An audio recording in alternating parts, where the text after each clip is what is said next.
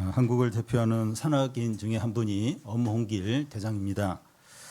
그는 세계 최초로 히말리아 8,000m 고봉 16자를 등정하는 데 성공했습니다. 그가 히말리아 16자를 등정하는데 꼬박 22년이 걸렸고, 그 과정에서 동리와 세르파라고 해서 네팔인 10명을 잃었습니다.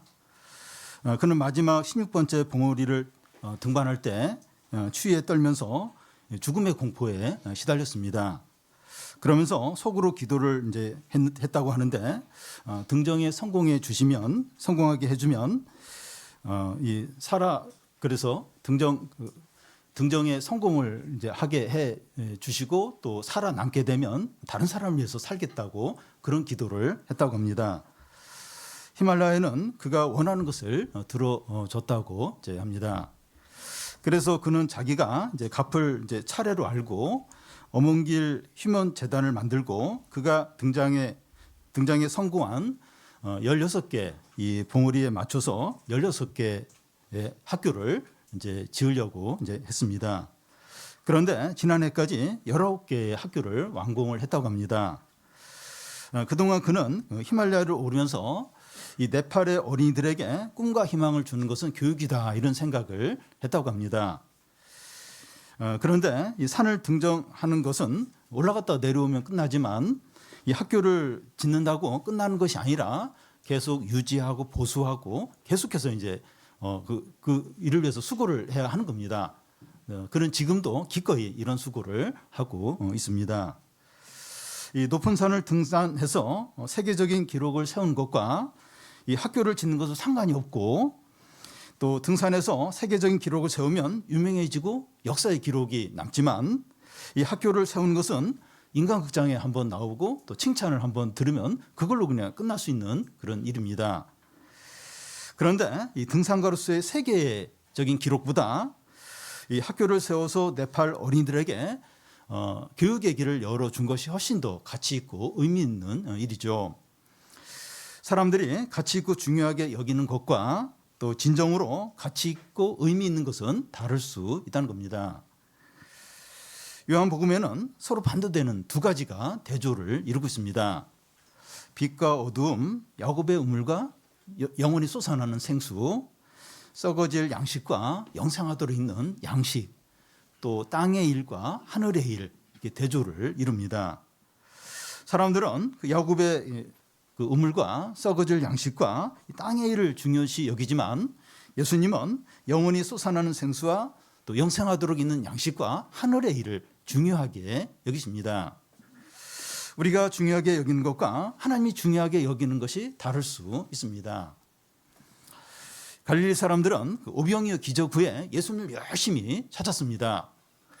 예수님은 자기를 찾아온 사람들에게 너희가 표적을 보았기 때문이 아니라 떡을 먹고 배부르기 때문이라고 말씀합니다. 썩어질 양식을 위해서 일하지 말고 영생하도록 있는 양식을 위해서 일하라고 하십니다. 그러자 사람들은 영생하도록 있는 양식을 위해서 무슨 일을 해야 되는지 묻습니다. 무엇을 해야 구원을 얻을 수 있느냐 하는 것을 묻는 거죠. 하나님이 보내신 예수님을 믿는 것이 구원을 얻게 한다고, 구원을 준다고 하십니다. 구원은 그 영생과 같은 말이고 하나님의 생명을 누리는 거죠.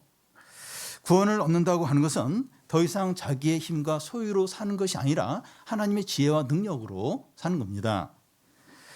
그러면 어떻게 구원을 얻게 됩니까? 우리가 선행을 많이 하고 착한 사람이 되고 수행을 많이 해야 하는 것이 아니라, 예수님이 우리 죄를 위해서 죽으시고 부활하신 것을 믿고 받아들이는 거죠. 그래서 우리가 영생을 얻기 위해서는 우리가 죄인인 것을 인정하고 예수께서 우리의 죄를 위해서 죽으신 것을 믿으면 됩니다.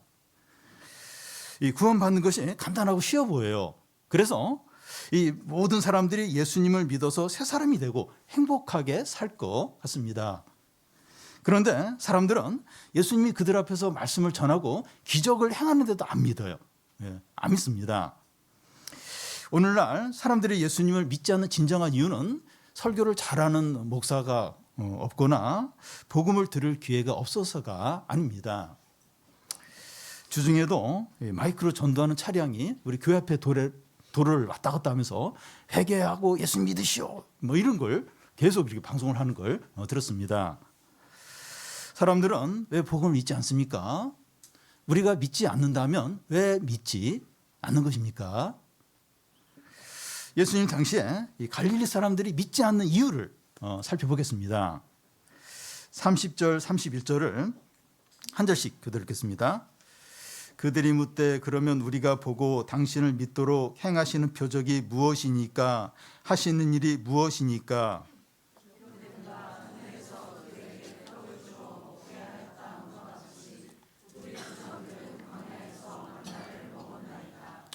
갈릴리 사람들은 예수님을 대단하게 여기고 놀라워 했습니다.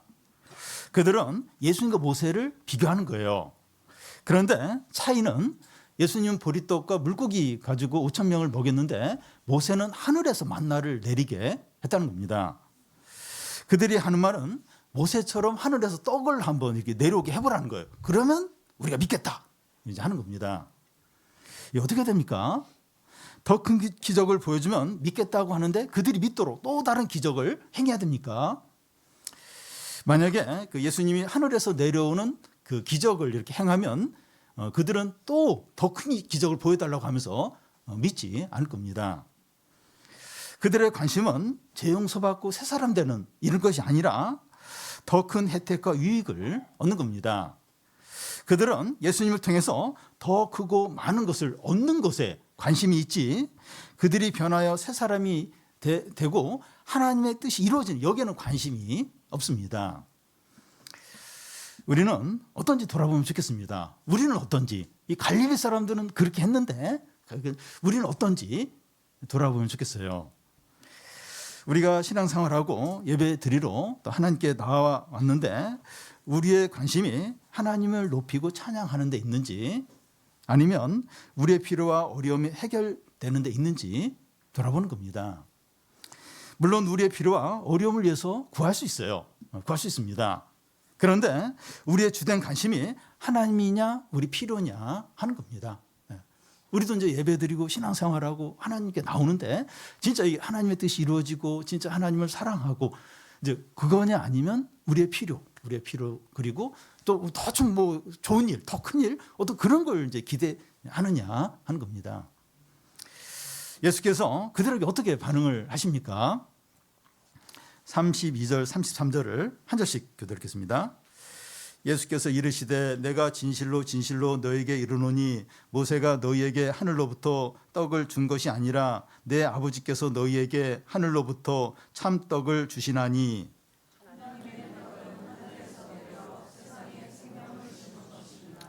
사람들은 예수님과 이제 모세를 비교하면서 누가 더 대단하냐 했습니다. 그런데 모세가 만나를 내린 것은 모세가 준 것이 아니라 하나님이 주신 거죠. 40년 동안 광야에서 이스라엘 백성들에게 만나를 내리게 하신 이유는 이 땅에서 나오는 양식 말고 하늘의 양식이 있다는 것을 보여주는 거죠. 이 세상보다 더 참되고 영원한 나라가 있다는 것을 보여주는 겁니다.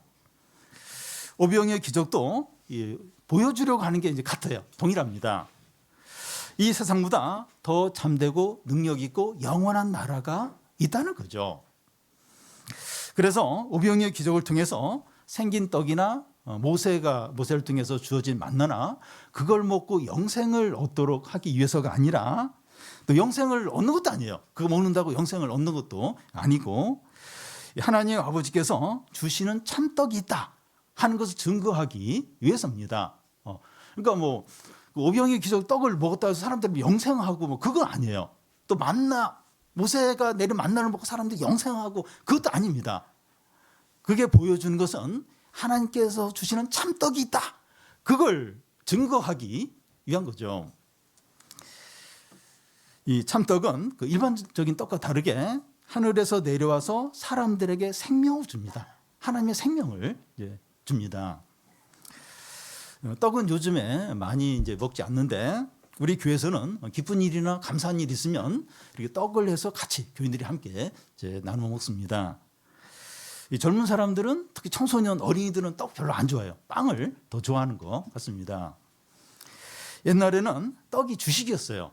여기 떡 하는데 이게 떡이 주식이었습니다. 그래서 이 떡은 먹고 싶을 때 한 번씩 먹는 게 아니라 항상 매일 이제 떡을 먹어야 됐어요. 육체의 생명을 유지하기 위해서죠. 그런데 이 참떡, 여기서 말한 참떡은 예수님을 가리킵니다.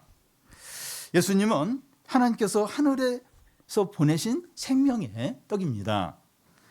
사람들이 떡을 매일 먹어야 육체의 생명이 유지되는 것처럼 우리가 참떡이신 예수님을 매일 먹어야 됩니다.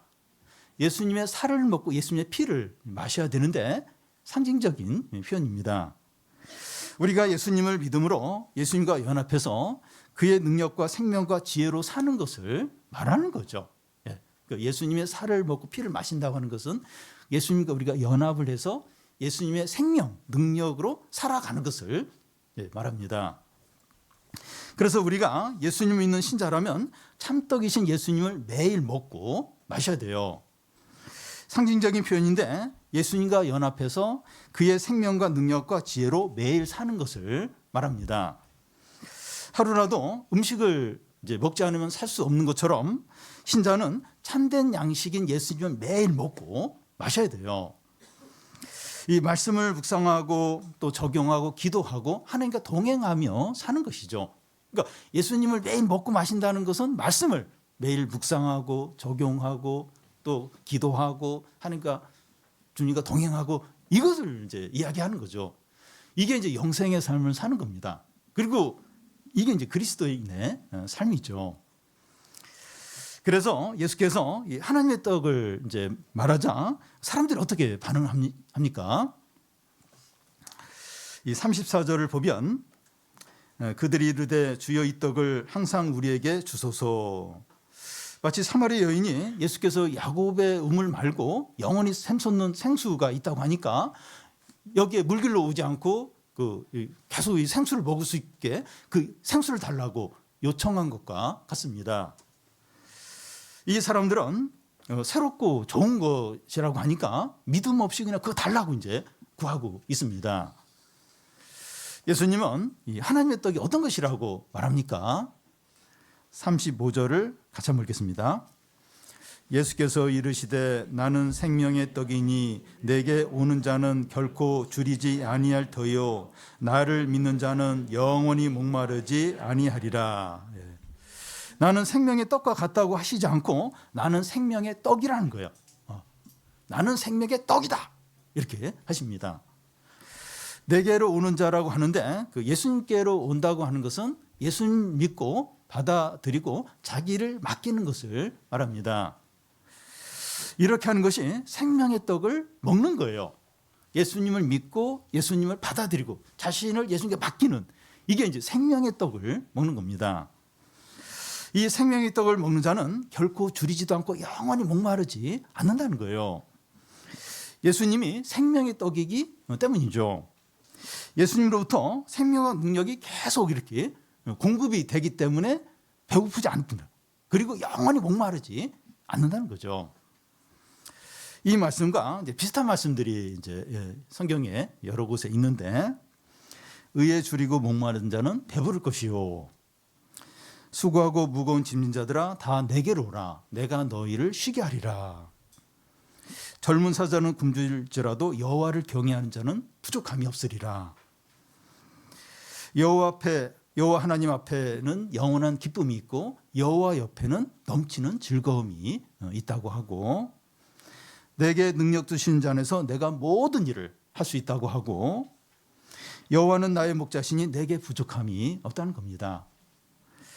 이 생명의 떡을 먹는 자가 이렇다는 겁니다. 진정한 쉼을 누리고 그 주님 안에서 모든 일을 하고 여호와가 나의 목자가 되니까 아무런 부족함이 없는 거죠. 많은 재산이 있고 넓은 평수 아파트에 살고 든든한 직장에 다니고 외제차를 타고 다니지만 부부가 그렇게 싸워요. 부부가 그렇게 싸우고 알코올이나 약물에 중독되어 있고 불안과 두려움과 분노 가운데 지내는 사람들이 많습니다. 그런데 이런 것들은 없어요. 이런 것들은 갖추지 못했지만 또 미래가 보장된 게 없지만 이 생명의 떡을 먹음으로 감사하고 또 평안하고 기뻐하고 담대하게 살아갈 수 있다는 겁니다. 이 목사들 중에 우울증 환자가 이제 많다고 하는데 저도 이제 우울증 증세가 있고 두려워하고 염려하고 낙심할 때가 자주 있었습니다. 지금도 좀 그렇기도 하고요. 그런데 제가 더 심각해지지 않고 또 회복이 되고 힘을 낼 수 있는 이유가 예배와 기도와 이 공동체 때문이라고 생각합니다. 설교를 준비하고 말씀을 전하고 또 말씀을 들으면서 정리가 돼요. 채워지고 평안해지고 힘을 얻을 때가 얼마나 많은지 모릅니다. 저도 때로는 힘들 때가 있어요. 그래서 막 이렇게 설교 준비하고 싶지 않고 막 설교를 피하고 싶고, 근데 그렇게 할 수가 없잖아요. 그러니까 합니다. 하는데 그렇게 하면서 제가 회복이 되고 전혀 그런 일이 없었던 것처럼 힘을 내는 경우가 너무나도 많습니다. 우리는 이런 경험을 다 했어요. 이런 경험이 다 있습니다. 상황이 달라지지 않고 어려움이 그대로 있어요. 사람과의 관계는 여전히 힘든데 하나님의 말씀과 성령의 은혜로 회복이 되고 새로워지고 또 일어서는 경우가 얼마나 많습니까? 우리가 하루하루를 견디고 감당할 수 있는 이유가 보이지 않는 생명의 떡을 먹기 때문입니다. 그러니까 이렇게 말씀을 듣는 거예요. 또 기도하는 거예요. 하나님의 은혜로 이렇게 도저히 감당이 못할 것 같은 그런 일을 감당해요. 오늘 하루 도저히 어떻게 살 수가 없다. 근데 이렇게 살아나는 겁니다. 기도하고 하나님 위지하면서 생명의 떡으로 이제 그걸 감당하는 거죠. 그래서 우리의 고통과 불행과 절망의 진정한 원인은 눈앞의 어려움이나 주위 사람이나 우리의 어떤 부족에 있는 것이 아니라 믿음이 없는 것에 있다는 겁니다. 진정한 원인은 이 믿음이 없기 때문에 더 힘들고 더 절망하고 그래서 눈앞에 어려움이나 이런 게 나의 부족이 결정적인 게 아니라는 거예요. 36절에 보면 그러나 너희가 나를 보고도 믿지 않는다 이렇게 합니다. 갈릴리 사람들은 오병이의 기적으로 5천 명이 넘는 사람들이 먹는 것을 보고 예수님 말씀을 들으면서도 안 믿어요. 안 믿습니다. 그들은 기적의 떡을 먹으면서도 다른 더 크고 놀라운 어떤 그런 일만 관심을 갖는 겁니다. 예수님을 구원자로 믿지 않아요. 그런 엄청난 기적을 보면서도 예수님 하나님의 아들이시 구원자다. 이걸 믿는 게 아니라 다음에 더 큰 어떤 그런 거 한번 좀 보고 그거 좀 얻었으면 좋겠다. 여기에만 관심을 갖는 겁니다. 우리도 그럴 수 있어요. 우리도 그럴 수 있습니다. 하나님의 말씀을 많이 듣고 하나님의 은혜와 기도 응답을 수없이 경험하고도 대박을 터뜨리는 일은 왜 안 일어나나? 거기에만 관심을 두면서 예수님을 나의 구원자로 하나님의 아들로 잘 믿지 않을 수 있다는 겁니다. 하나님의 뜻이 이루어지는 여기에는 관심이 없을 수 있다는 거예요. 주님이 우리들에게 너희는 말씀을 많이 들었고 또 기적을 많이 경험하고도 나를 믿지 않는구나. 왜 이렇게 안 믿냐? 이럴 수 있습니다. 우리가 믿음 없이 산다면 계속 배고파요. 목마르고 기쁨이 없고 공고한 가운데 지내게 됩니다. 그러니까 돈이 있어야 좋은 일이 생겨야 그래야만 막 좀 힘을 낸다면 불신자와 다를 게 없는 거예요. 항상 이렇게 잘 될 수가 없잖아요. 그래서 우리가 이렇게 믿음으로 믿음이 없으면 항상 배고프고 항상 굶주리고 항상 기쁨이 없고 항상 무기력하게 살 수밖에 없습니다. 주님은 나는 생명의 떡이니 나를 믿는 자는 결코 줄이지 않고 영원히 목마르지 않는다고 하십니다. 나는 생명의 떡이라는 거예요. 떡 비슷한 이게 아니라 생명의 떡이니까 나를 믿는 자는 절대로 배고프지 않고 영원히 목마르지 않는다. 하십니다. 우리 자신이 소망 없는 죄인임을 인정하고 예수님을 구원자로 믿고 받아들여서 진정한 배부름, 진정한 만족을 누리시기 바랍니다. 그러면 어떤 사람들이 예수님께 나오니까 37절을 같이 한번 읽겠습니다. 아버지께서 내게 주시는 자는 다 내게로 올 것이요 내게 오는 자는 결코 좋지 아니하리라. 아버지께서 내게 주시는 자는 다 내게로 올 것이다 이렇게 하는데, 여기서 내게로 온다고 하는 것은 예수님을 믿는 것을 말합니다. 그런데 예수님을 믿는 것은 하나님 아버지가 결정하신다는 거예요. 다시 말해서 예수님을 믿는 것은 사람이 결정하는 것이 아니라 하나님께서 결정을 하신다는 겁니다. 예정론을 말하는데, 이 하나님께서 예수님을 믿고 구원받는 자를 미리 예정을 하신다는 겁니다. 예정론에 대해서 세상 사람들이 비난을 해요. 어떻게 그런 식으로 불공정하게 하느냐 비난하고, 신학자들 중에서도 이 예정론을 믿지 않는 사람들이 있습니다. 18세기 영국의 유명한 설교자인 조지 필드와 웨슬레가 예정론에 대한 어떤 차이 때문에 갈라지는 일도 있었습니다. 그래서 이 사람 입장에서 예정론을 보면 부당하게 보이는데 하나님 입장에서 보면 옳습니다. 모든 인간은 철저하게 부패했기 때문에 심판받아 지옥에 가게 됩니다. 그런데 하나님의 은혜로 일부 죄인들을 선택해서 구원을 하시는 거예요. 그런데 누가 하나님의 선택을 받았는지 각 사람이 죽기 전까지는 모릅니다. 그런데 이 선택을 받은 사람은 말씀을 들을 때 반응을 한다는 거예요. 지금 반응은 아니면 나중에라도 이제 반응을 합니다. 그러면 이 하나님은 왜 사람들이 행동하는 것을 보고 구원하지 않고 하나님께서 구원할 사람을 정하시고 구원하시는가 하는 겁니다. 보고 저 사람의 어떤 삶을 보고 구원할지 말아야 될지 그걸 이렇게 결정을 하는 것이 아니라 하나님이 다 결정을 해요. 결정을 하고 이렇게 구원하시는 이유가 뭐냐 하는 겁니다. 그 이유는 이 사람들의 행동을 보고 구원하려고 하면 구원받을 사람이 아무도 없기 때문에, 한 사람도, 의인이 없나니 한 사람도 없다. 성경 분명히 말합니다. 그래서 하나님께서 멸망한 죄들 중에서 일부를 선택해서 구원하시는 겁니다. 하나님께서 선택하신 후에 구원하시는 것이기 때문에 우리의 구원은 너무나도 확실하고 안전하고 영원합니다. 만약에 이 구원이 내가 하는 거에 달려있다 이러면 잘할 때도 있고 못할 때도 있잖아요. 잘할 때는 괜찮아, 못할 때는 그냥 끝나는 겁니다. 그런데 하나님이 이렇게 선택을 해서 책임지고 이렇게 구원하시기 때문에 그 우리의 구원이 완전한 거예요. 확실하고 영원한 겁니다. 하나님께서 선택해서 믿는 자를 예수님이 어떻게 이제 구원하시는가 하면 37절 중간에 보면 내게 오는 자는 내가 결코 내쫓지 아니한다 하고, 또 39절 중간에 보면 내가 하나도 잃어버리지 않는다 이렇게 합니다. 여기 내게 오는 자라고 하는 것은 그 예수님을 믿으려고 하는 자를 말합니다. 예수님을 믿으려고 나오는 자는 누구나 받아주신다는 겁니다. 외적인 조건으로 제한하는 일이 전혀 없다는 거예요. 사람들은 다 외적으로 봐요. 세상에서는 다 외적인 이런 조건으로 받아들이든지 거부하든지 합격시키든지 불합격. 근데 외적인 조건으로 제한받는 일은 전혀 없다는 거예요. 예수님께 나오는 자들 중에서 외적인 것으로 거부당한 자는 아무도 없다는 겁니다.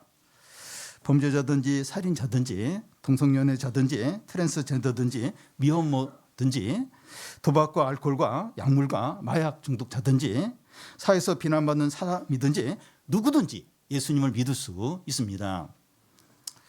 화를 자주 내거나 오래 방황을 하거나 세상 문화에 빠져 있거나 교회를 자주 빠지거나 예배 시간에 습관적으로 늦게 오거나 예배 시간에 대부분을 졸거나 이렇더라도 예수님은 절대로 거부하지 않습니다. 내가 하나라도 잃어버리지 않는다 이렇게 하는데, 예수께서 선택하시고 부르시는 자는 그가 죄를 짓고 유혹에 빠졌더라도 하나님의 모든 상황을 주관하시고 인도하셔서 구원에 이르게 한다는 겁니다. 그 잃어버린 양의 이제 비유를 보면 목자는 한 마리의 양이 보이지 않으니까 99마리의 양을 놔두고 그 잃어버린 양을 찾아서 헤매는데 들과 골짜기로 찾아다니고, 그러다가 낭떠러지 덤불에 그 양이 이렇게 걸려있는 걸 보고 목자가 목숨을 걸고 그 양을 건져내요. 그리고 기뻐하면서 이렇게 데려옵니다. 탕자 부에 보면 아버지는 아버지 재산을 방탕하게 다 써버린 그 아들이 돌아오기를 매일 마을 입구에서 기다려요. 근데 그 아들이 거의 거지가 돼서 돌아온 그 아들을 보고 달려가서 목을 안고 입을 맞추고 큰 잔치를 벌이게 됩니다. 두 비유가 말하는 게 동일한데 우리 주님은 한 사람도 잃어버리지 않는다는 거예요. 이것을 이제 신학 용어로 성도의 견인이라고 하는데, 이 선택되고 거듭난 자는 죄를 짓고 유혹에 빠지더라도 버림받지 않고 구원에 이르게 된다는 겁니다. 저는 우리 교회 디모데 청년들을 보면서 이걸 이제 보게 됩니다. 디모데 청년들 중에서 우리 교회에서 유치부와 유초동부를 다 이렇게 신앙생활을 잘 하면서 보내고, 근데 사춘기를 보내면서 방황을 해요. 성년이 되면서 교회를 이제 떠나는 그런 청년들이 있었습니다. 그런데 얼마 전부터 그 청년들이 다 돌아온 건 아니지만 많이 돌아와서 신앙생활을 잘하고 있습니다. 왜 그런 일이 일어났을까? 그러니까 어렸을 때부터 이렇게 어떤 울타리, 신앙의 울타리에서 계속 자랐어요. 바깥 세상이 궁금한 거예요. 이제 사춘기가 되면서 바깥 세상에 관심을 갖고, 그래서 거기서 막 이렇게 좀 놀다가, 그래서 신앙이 멀어졌다가 이제 다시 이제 돌아오는 거죠. 하나님이 다시 돌아오게 하신 거죠. 또 어떤 분은 그 청년 때까지 신앙생활을 잘 하다가 직장 생활하고 또 결혼 생활하면서 어느 날 갑자기 신앙의 회의가 몰려오면서 교회를 이렇게 떠납니다. 교회를 떠나면 큰 일이 날 줄 알았는데 주일날 놀러 다니고 친구들과 마음껏 놀고 또 술도 마음껏 마시고 하고 싶은 거 마음껏 이렇게 하며 사니까 나름대로 괜찮은 거예요. 그런데 어느 때부터 이런 생활이 더 이상 기쁘지 않고 만족이 없고 또 되는 일도 없고 너무나 힘든 겁니다. 그래서 다시 교회로 돌아오는 분들이 있습니다. 이 두 경우가 주님께서 하나도 잃어버리지 않는다 하는 말씀에 예들입니다. 그렇다고 이것을 악용해서 내가 아무리 막 살아도 하나님은 결국 나를 구원으로 인도하시니까 지금 마음대로 죄를 짓고 마음대로 살아도 돼, 이렇게 한다면 이 사람은 하나님이 선택하지 않고 버린 사람인 경우일 수 있다는 겁니다. 진짜 이렇게 선택을 받은 사람이라면 그렇게 하면서도 굉장히 힘들어요. 힘들고 이제 이렇게 어떻게 계속 고민하고 그렇게 하는 사람이지, 이 성도의 견인 이걸 믿고선 나 이렇게 해도 뭐 결국 하나님은 나를 구원하실 거야, 이 사람은 선택받지 않은 사람일 가능성이 많다는 겁니다. 주님이 하나도 잃어버리지 않는다는 이 성도의 견인은 우리가 약해서 죄를 짓고 유혹에 빠지고 방황하고 불신앙에 빠질 때가 있는데, 그럴 때 우리의 구원이 취소될 것 같고 하나님이 버리셨을 것 같은 생각이 들 수 있습니다. 우리 자신을 보면 신자라고 보기 어렵고 도저히 양심이 찔려서 기도하거나 예배를 드릴 수 없을 때가 있습니다. 내가 신자 맞나? 그런 생각이 들 때가 있어요. 우리가 예수님을 믿는 것 외에 전혀 자격이 없다고 이렇게 여겨지는 겁니다. 예수님 믿는 건 맞아요. 그런데 도저히 자격이 없다 이렇게 여겨지는 겁니다. 그럴 때 우리가 붙들어야 될 것이 성도의 견인, 그 주님이 한 사람도 잃어버리지 않는다, 이걸 붙드는 겁니다. 앞에서 이 사람이 예수를 믿고 구원받는 것은 하나님이 결정하신 것이라고 했는데 이것이 얼마나 감사하고 다행인지 물읍니다. 만약에 우리가 하는 것에 따라서 구원이 결정이 된다면 우리는 벌써 심판을 받아서 지옥이 결정이 됐을 겁니다. 이건 다른 사람 얘기가 아니라 저 얘기이기도 해요. 만약에 내가 행하는 걸 보면서 하나님이 이제 구원과 또 목회와 이런 걸 이렇게 한다면 벌써 저는 뭐 이렇게 탈락이 됐을 겁니다. 그런데 우리가 선하거나 우러운 것이 없는데 우리의 믿음만 보시고 하나님께서 우리의 구원을 이루신다는 것이 얼마나 안전하고 확실한지 모릅니다. 그래서 우리는 우리 자신이 얼마나 잘하고 있는가 하는 걸 바라보는 것이 아니라 하나님께서 우리를 위해서 행하시는 것을 바라보는 겁니다. 나는 예배드릴 자격도 없고 버림받았고 소망이 없다는 생각이 들 때 예수 그리스도의 십자가를 바라보시기 바랍니다. 성도의 견인, 그 주님이 한 사람도 잃어버리지 않는다는 거예요. 주님은 한 사람도 잃어버리지 않는다는 이 성도의 견인은 또 하나의 중요한 의미가 있습니다. 하나님이 우리를 어려움과 위험으로부터 지켜주신다는 거죠.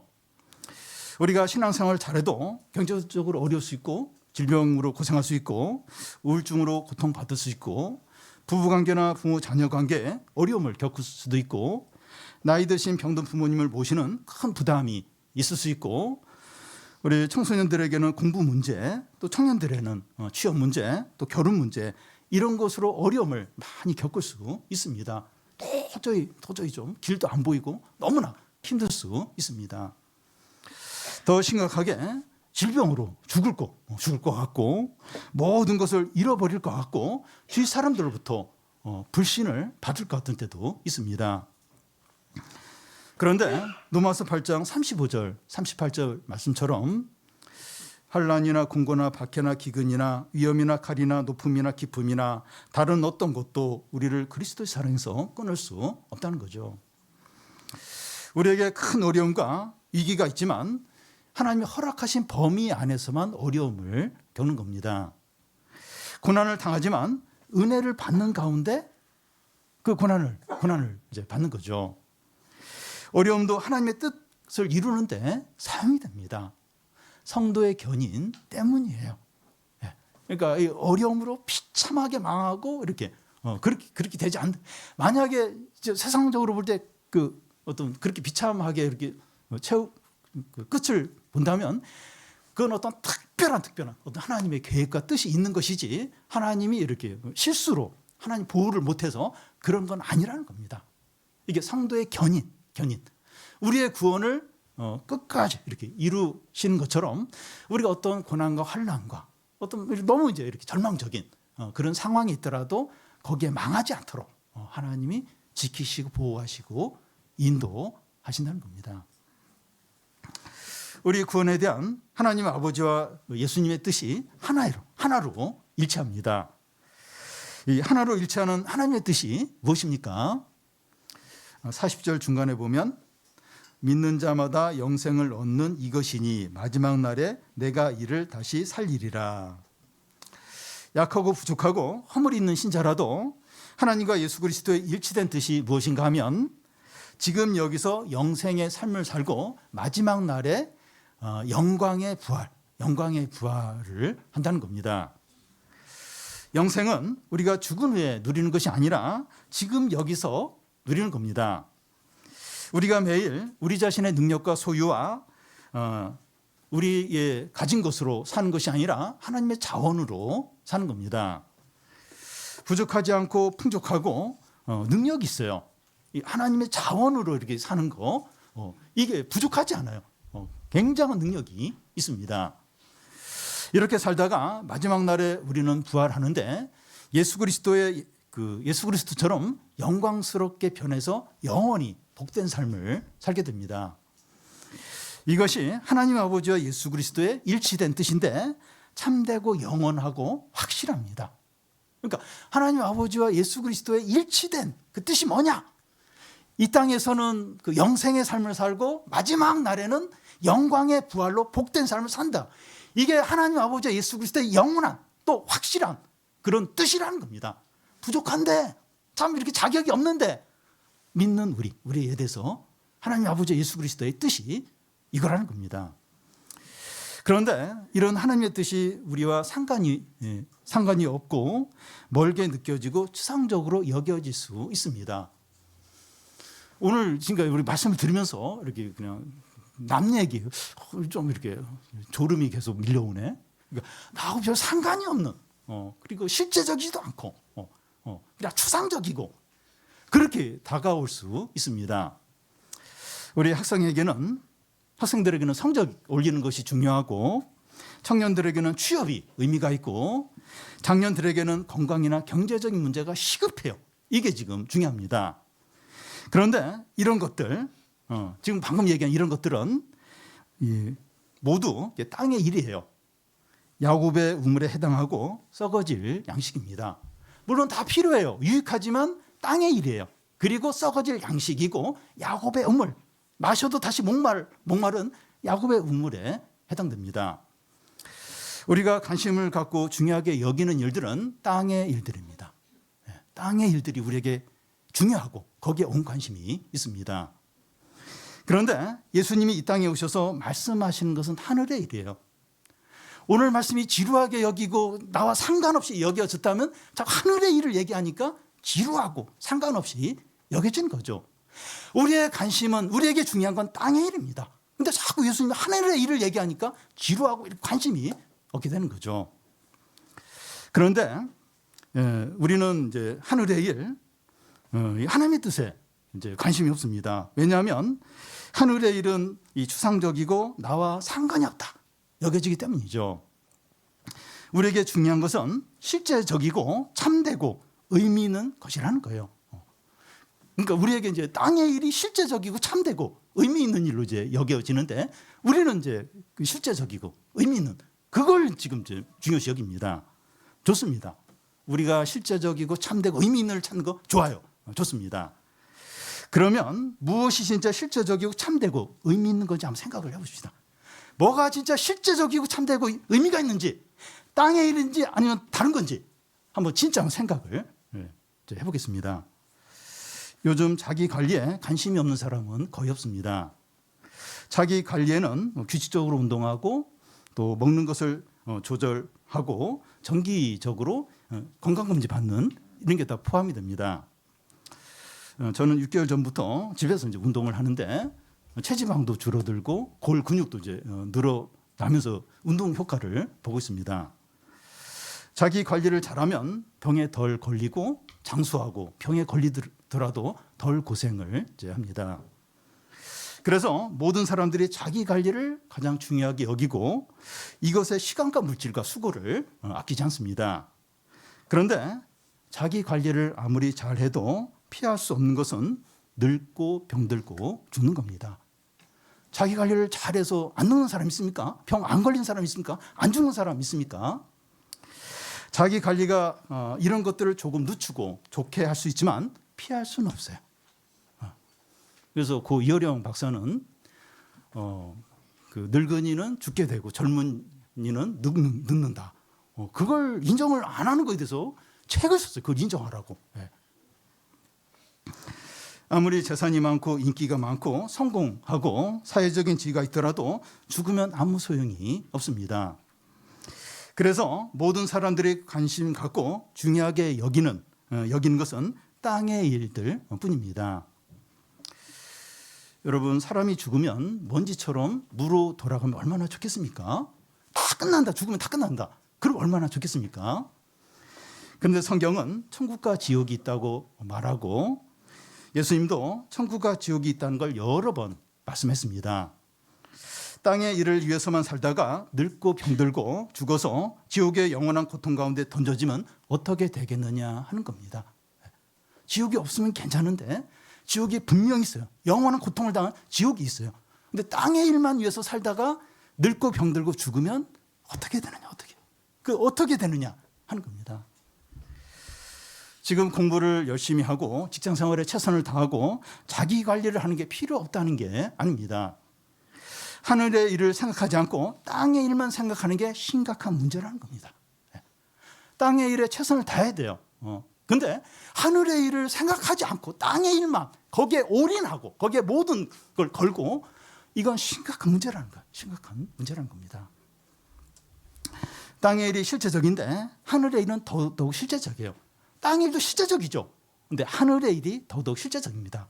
땅의 일은 사라져요. 변질이 됩니다. 근데 하늘의 일은 영원한 것이죠.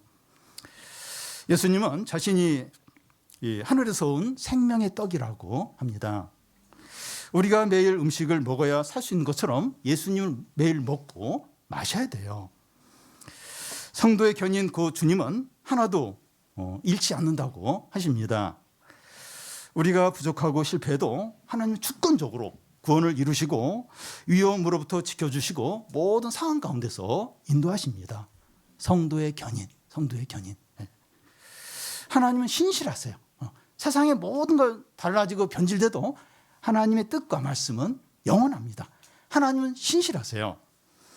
눈앞의 어려움이나 주위 사람들이나 우리의 부족만 바라보는 것이 아니라 하나님의 신실함을 붙들어서 영생의 삶을 살고 마지막 날 영광의 부활을 하는 성도들이 다 되시기 바랍니다.